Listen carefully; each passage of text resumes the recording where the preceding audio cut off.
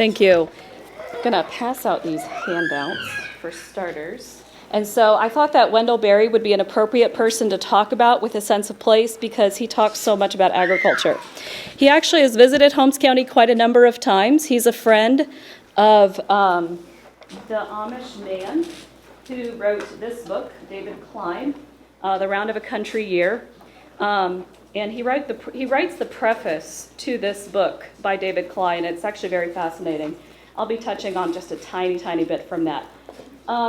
But for most of my life, my goal was to move away from Holmes County, out of that 8-mile loop where me and 37 of my cousins and 11 of my aunt and uncles live in. And I did manage to do that for 11 years. And when I came back in 2011, and have lived there for the past 8 years, it was with just a renewed sense of not appreciation so much as like a growing awareness of what this place means to me and what it has to offer to me, and to particularly teach me in my deficiencies, and I can be formed by the land. So all of us have communication bridges to cross. Some of the ones that I like to think about are the ones that I have with my own mother. She grew up on a farm.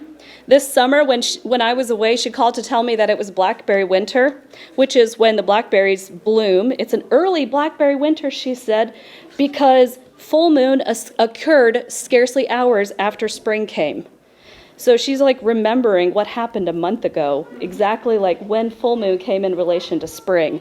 These things are a part of her daily occurrences because they told her when to plant certain things when she was growing up, and she paid attention to it. On the other hand, she doesn't know who Shakespeare is, and he's been a significant, part of my formation as an English major. So we have that cross-cultural communication to bridge. With my students, most of my students were born in the information revolution, growing up with internet and smartphones. With my university classmates, most of them, my professor gave a 20-minute lecture this summer on just how far away from the food that we eat, how far away we are. And after he lectured for 20 minutes, my friend, who is also from Ohio, poked me and she goes, "I can't let him go on." And she raised her hand. She goes, "I live right next to a farm, and I think Karita does too." And so we had to, cross this cultural barrier. We live on farms. We have this, I consider myself far away from the farm and yet very close to it. Summers at the Amish and Mennonite Heritage Center, where I give tours, I speak to people from all over Ohio, U.S., and the world, and I'll return back to that. So I'm sure you can think of different groups that you communicate with, and one of the challenges that I have for you is when you're communicating with groups that are unlike yourself, that come from a different context from you, how can you speak out of a sense of place in order to reach them? So Wendell Berry, in his book Remembering, which I think I have. So this is like the piece I'll mainly be talking about. This is called Remembering. This is a fictional work by Wendell Berry. How many of you have read Wendell Berry? Yes, that's kind of what I thought, like quite a number of you. How many of you have read his essays? Fewer of you. His poetry. And then, so most of you would be fiction and poetry that you've read of him. So he is going through a personal crisis. The previous year, he lost his right hand, to a corn picker. And as a result of it, he can't, he's distancing himself from his wife, from his children, and from the family and the community that he loves.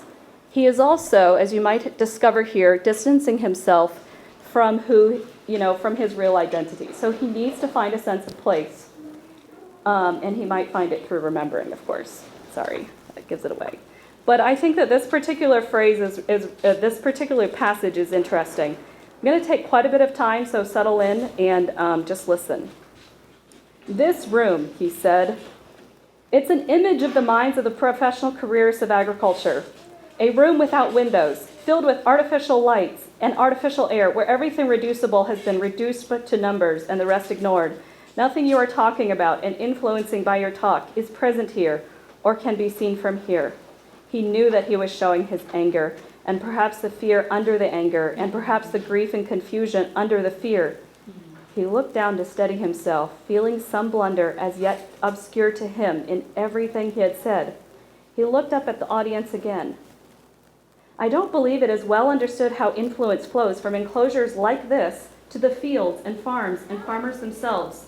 We've been sitting here this morning hearing about the American food system and the American food producer, the free market, quantimetric models, pre-inputs, inputs, and outputs, about the matrix of coefficients and endogenous variables, about epistemology and parameters, while the actual farms and fields and actual human lives are being damaged.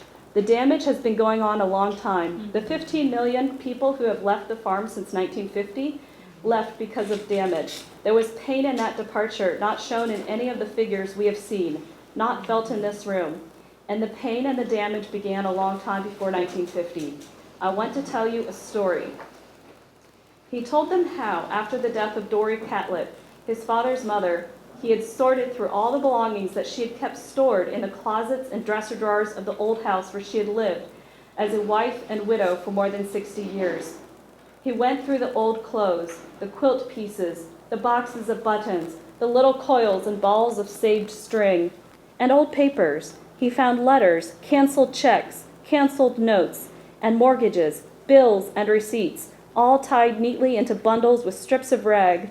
Among these, he found a bill on which the ink had turned brown, stating that in 1906, Mars Catlett's crop had lacked $3.57 of paying the warehouse commission on its own sale. Neither Andy nor his father had ever seen the bill before, but it was nevertheless familiar to them, for it had been one of the motives of Wheeler Catlett's life, and it would be one of the motives of Andy's. Wheeler remembered the night his father had brought that bill home. His parents tried to disguise their feelings, and Wheeler and his brother pretended not to notice. But they did notice, and they learned over a long time what the bill meant. Mars Catlett had carried his year's work to the warehouse and had come home owing the warehouse $3.57. And that meant difficulty. It meant discouragement. It meant grief. It meant shame before creditors. And it might have meant ruin. It was a long time before they knew that it did not mean ruin. On the back of the bill, in some moment of desperation, Dory Catlett had written, "Oh Lord, whatever is to become of us?" And then beneath, as if to correct what she had already written, she wrote, "Out of the depths have I cried unto thee, O Lord." I think the bill came out of a room like this, Andy said, and he's back at the conference again, where a family's life and work can be converted to numbers and to somebody else's profit, but the family cannot be seen and its suffering cannot be felt. He knew then that he had damaged himself. As he had spoken of his grandmother in that room, she had departed from him. He was sweating. His legs had begun to tremble, and yet he stood still at the rostrum, in the harsh light, in his anger, sounding to himself as if he spoke at the bottom of the well. I say, damn your systems and your numbers and your ideas. I speak for Dory Catlett and Mars Catlett. I speak for Matt and Margaret Feltner, for Jack Beecham, for Jarrett and Burley Coulter, for Nathan and Hannah, for Danny and Lyda Branch, for Martin and Arthur Rowanberry, for Elton and Mary and Jack Penn. As he named them, the dead and the living, they departed from him, leaving him empty, shaking, wet with sweat. The audience, embarrassed, had begun to shift and murmur. He had to get down, away out of that light and that room. In conclusion, he said, I would like to say that what I have had to say is no more and is probably less than what I've had to say. So that's at the beginning of the book, and I apologize for the bit of swearing in there. And, you know, Wendell Berry's been accused of sort of like heavy-handed judgment on these agricultural systems. But what I'd like to focus on is the fact that his family left him after he spoke of them. We often think of naming as an act of creation. And so the question that I had is why, after naming his family, did they leave him in this room? Why did the naming not bring them here? I'm not going to answer that question right now. So in my studies, Wendell Berry is almost inseparable from the idea of a sense of place. But before I did my studying for this, I didn't actually know, like, what is an exact definition of a sense of place. So you can see it on your handouts, and I'll refer to it up here as well. But I read this encyclopedia article on a sense of place, and I was just thrilled because I teach geography each year, and oh man, this is how I teach geography. A sense of place refers to the emotive bonds and attachments people develop or experience in particular environments, from the national, regional, or urban levels all the way to the personal scale of the neighborhood and home. So that's a textbook definition. And I'll keep on going. Sense of place is also used to describe the distinctiveness or unique character of particular localities and regions which emerge from their particular histories or environmental settings. And so you'll notice that when Andy Catlett talked about this story where his family's year's worth of work, he talked about the room where it came from, and then he also talked about the room that it was entering. And so what does a sense of place, he's so attuned to it, have to do with this story? So this study emerged out of the 1960s and 50s when there was a swing toward quantitative research. Quantitative research valued the universal over the particular and emphasized objective, quantifiable data and abstract geometric space. It tended to sidestep issues of psychological, social, and cultural meaning and ostensibly subjective human perceptions and experiences of space in everyday life. As a group of readers of literature, I don't think we come in too much danger of focusing too much on quantitative research, but I do think that a sense of place bridges a gap and provides for both affective of the emotions and specific, precise descriptions of place in literature. I was fortunate enough to visit his home. This is Wendell Berry. He was born in 1934. He is still living. And as I've mentioned, he's a prolific writer. He farms a small plot of land, something he calls a marginal farm. His primary work that he became best known for is The Unsettling of America. As it's described in the Berry Center Vision, it awakened a national and global conversation on the dire state of agriculture. You might wonder, why are we talking about agriculture in a discussion about reading and writing? So it is, and this is a picture I took near his farm. So this is just in Newcastle, Kentucky, where he lives. The farmer, the occupation of agriculture puts people in touch with the earth more than any other. It's a life-giving occupation, and the word Berry often uses to refer to nurturers is brooders. Instead of a breeder, one who manipulates the world around him for a desired outcome, a brooder protects and cares for the household. And think of the household in a larger sense of the word. The household can include all of the house on this earth that we have been placed in charge of. One sees the word brood often in ecological literature, including in Gerard Manley Hopkins, a poet Berry particularly seems to be connected with. And I think we'll take the time and just look at this poem where the word brood is found in Gerard Manley Hopkins. I just thought of this poem as I was reading the whole book, and this is a very familiar one, so I'm sure most of you are familiar with it. But let's review it. The world is charged with the grandeur of God. It will flame out like shining from shook foil. It gathers to a greatness like the ooze of oil crushed. Why do men then now not wreck his rod? Generations have trod, and all is seared with trade, bleared, smeared with toil, and wears man's smudge, and shares man's smell. The soil is bare now, neither can foot feel, being shod. And for all this, nature is never spent. There lives the dearest freshness deep down things, and though the last lights off the black west went, oh, morning at the brown brink eastward springs, because the Holy Ghost over the bent world broods with warm breast and bright wings. This poem discusses the exploitative, sinful way that men have often used the earth in contrast with the example that the Holy Spirit sets for us, like a hen caring for its young. Although perhaps not the main point of this poem, it seems clear that the way we treat nature is in direct relation to our view of God. Nature is part of God's general creation, general revelation. He communicates with us through special revelation, his scripture, and through general revelation, his creation. And so this brings me to my thesis, but I'm first framing it as a question. If nature reveals God's character, doesn't that make setting, which is often what we use nature for, more than just a backdrop to a human-centered narrative? And if nature is God's revelation, then like Scripture, aren't we formed by the way that we interact with the land? Once we see our place, our part of the world as surrounding us, we have already made a profound division between it and ourselves.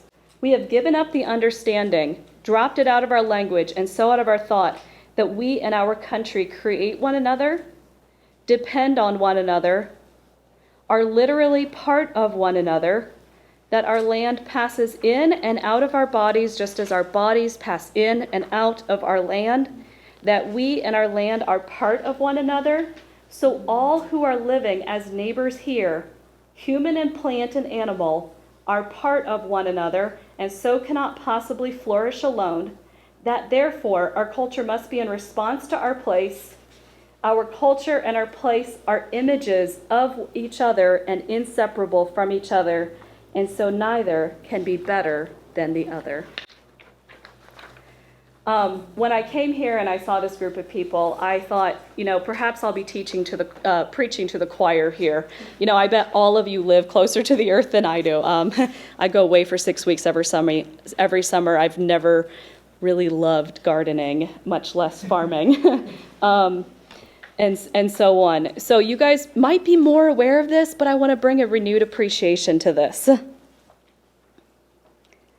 especially drawing attention to the last phrase. Our culture and our place are images of each other and inseparable from each other, and so neither can be better than the other. And so as we're thinking about forming culture through poetry, through music, and through literature, think about the place that you come from. And then finally, another thought to think about, Ralph Waldo Emerson talks a lot about nature, and he talks a lot about language. In fact, he has an essay called Nature, and a part of that essay is called Language.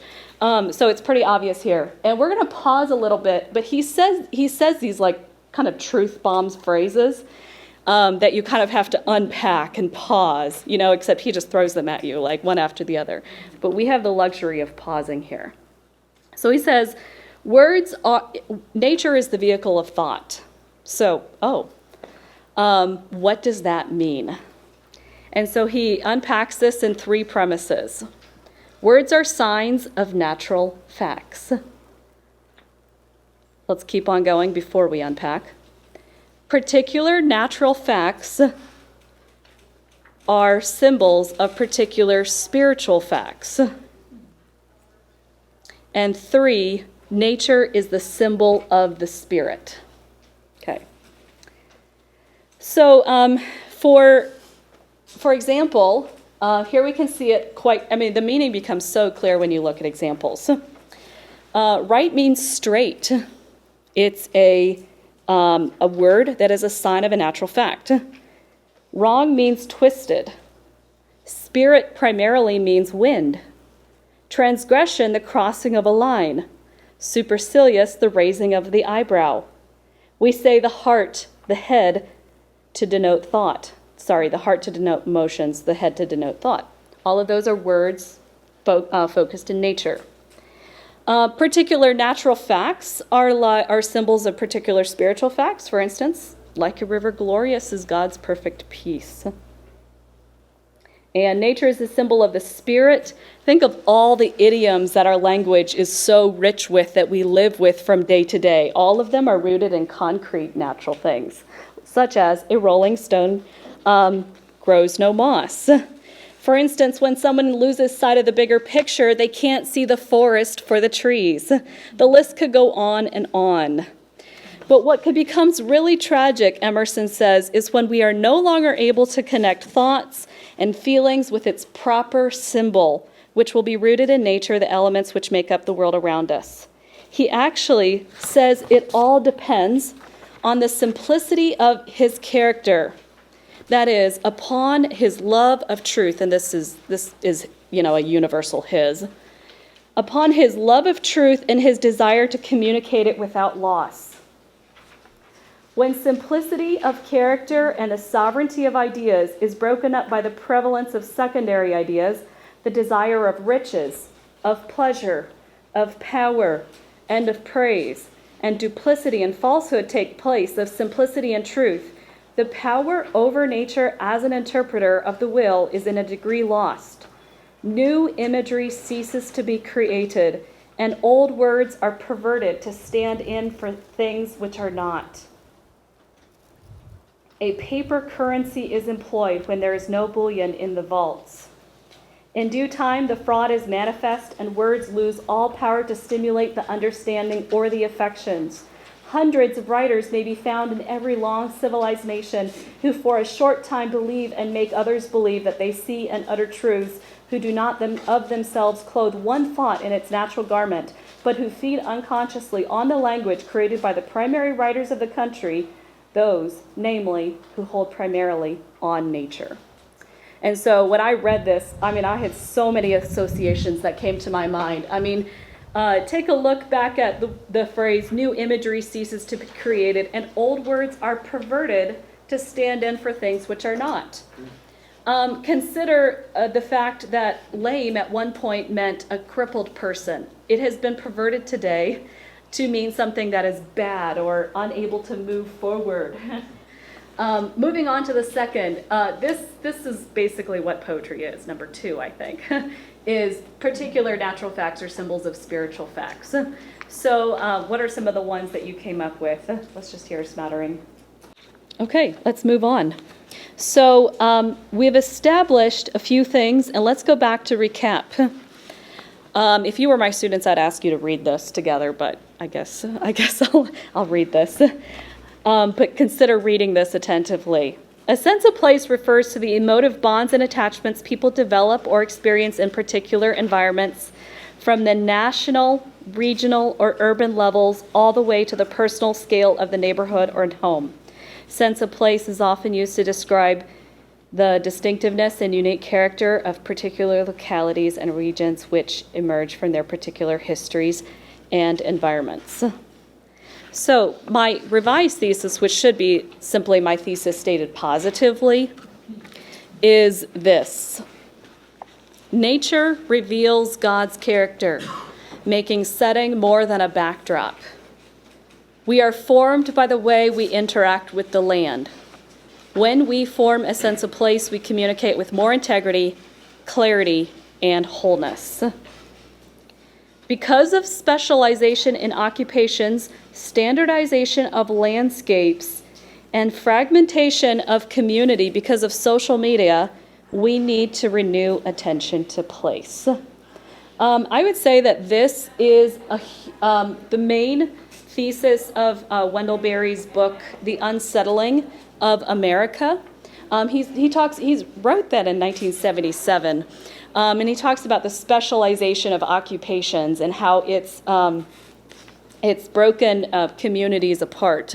He says it might do a lot for, to build communities where you have specializing, but think about what it does to the fragmentation of a person's soul.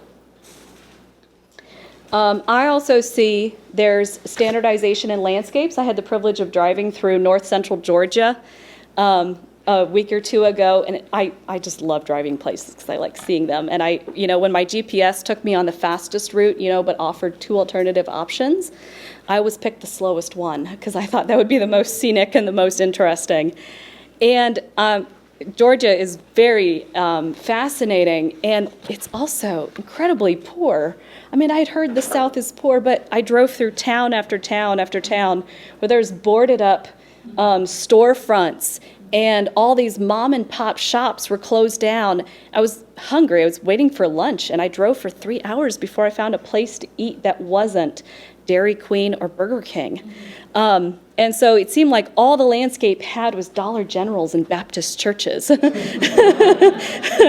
was a Dollar General in every single little town. It was such a, I've never before thought of, the dehumanization of that kind of an economy until I did that. But I also think that there's a lot of fragmentation in community because we increasingly find our niche communities in online social media circles, like email groups where we discuss poetry. Just kidding.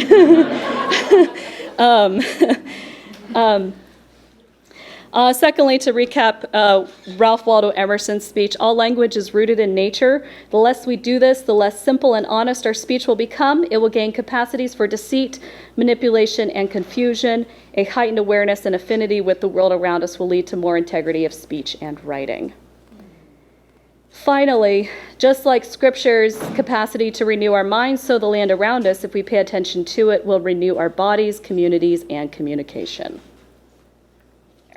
So, again, sorry, how many of you are familiar with this book? My Antonia by Willa Cather. I love this book. I read it for the second time this summer.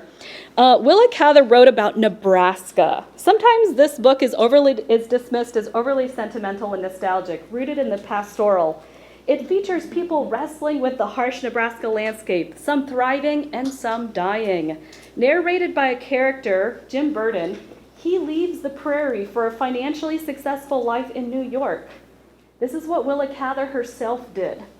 Antonia becomes his friend, however. Antonia becomes a sort of spirit of the prairies, at least in the narrator's eyes, one who brings the Edenic or the garden wherever she goes. Her father, Mr. Shimerda, a violinist from Bohemia, commits suicide during his first winter on the prairie, unable to cope with their underground house, homesickness, and lack of culture.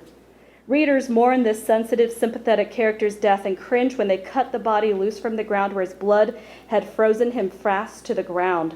Unlike her father, Antonia thrives wherever she goes. When her father's death forces her to work in the fields like a man, she meets the challenge with joy. So this is, just so you know, this is not a romantic relationship, but the narrator recognizes that Antonia has a heartiness, a vitality, and he also recognizes that he has affection for her and adoration. She could almost be Nebraska personified.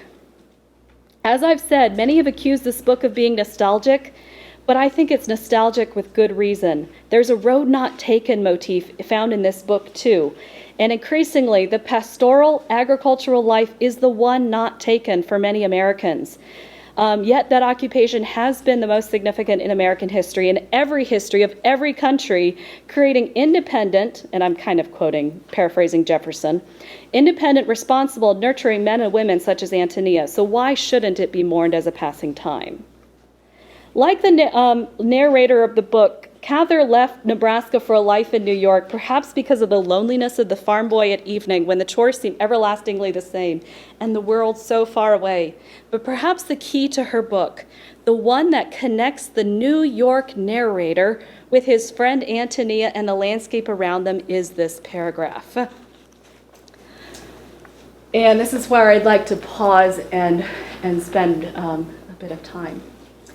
Antonia and Jim Burden, the narrator, and some other country girls, as he calls them, have gone out into the fields for an evening of pleasure and fellowship. Presently, we saw a curious thing. There were no clouds. The sun was going down in a limpid, gold-washed sky. Just as the lower edge of the red disk rested on the high fields against the horizon, a great black figure suddenly appeared on the face of the sun. We sprang to our feet, straining our eyes toward it. In a moment, we realized what it was. On some upland farm, a plow had been left standing in the field. The sun was sinking just behind it. Magnified across the distance by the horizontal light, it stood out against the sun, was exactly contained within the circle of the disk. The handles, the tongue, the share, black against the molten red. There it was, heroic in size, a picture writing in the sun. Even while we whispered about it, our vision disappeared. The ball dropped and dropped until the red tip went beneath the earth. The fields below us were dark, the sky was growing pale, and that forgotten plow had sunk back to its littleness somewhere on the prairie. So here you have the magnification of an agricultural life, but almost immediately it's over. And she's writing this in 1918, which is, a fascinating time to be publishing this book about agriculture, because it's just when the prairies have been plowed open to feed the whole world during, the Great War. But, I don't know if she first saw, even in 1918, the time of agriculture was quickly dying. But perhaps more significant is this trifecta of ideas in her book with the pen, patria, and plow. And patria here is a word I have to unpack just a little bit. It's a word that means to father a country. And before we think of like our founding fathers, I kind of like to think of sort of like nurturing a country. And instead of actually thinking of it as in the United States of America, more like a region. This idea of patria actually comes from the poet Virgil. And he says, "For I shall be the first, if I live, to bring the muse into my country." And of course, the muse is a symbol for the arts and culture. And when he was finished writing the Aeneid, he said that he would have liked to burn it because it was unfinished. But instead, he realized that if he allows it to exist as it was, he would be the first to bring the muse into his country, because the pen was fitted to the matter as the plow to the furrow. I think that Willa Cather did that for Nebraska. Look at its new state slogan. Of course, this is meant to appeal to hipsters. Oh, by the way, in case you can't read it, it's Nebraska. Honestly, it's not for everyone. And when I was searching for this, the slogans that go with it are very genius, actually. But it's also, Nebraska has come alive to most people because of this particular book. This is what makes people love Nebraska. It's not for everyone. And it wasn't for everyone in this book. There's some really tragic stories that are contrasted to Antonia's life. And she, I think, has shaped a culture. So I am out of time. So I'm going to skip through these things. Here's Idaho, by the way. There's 2 people here from Idaho. You don't get to talk about that.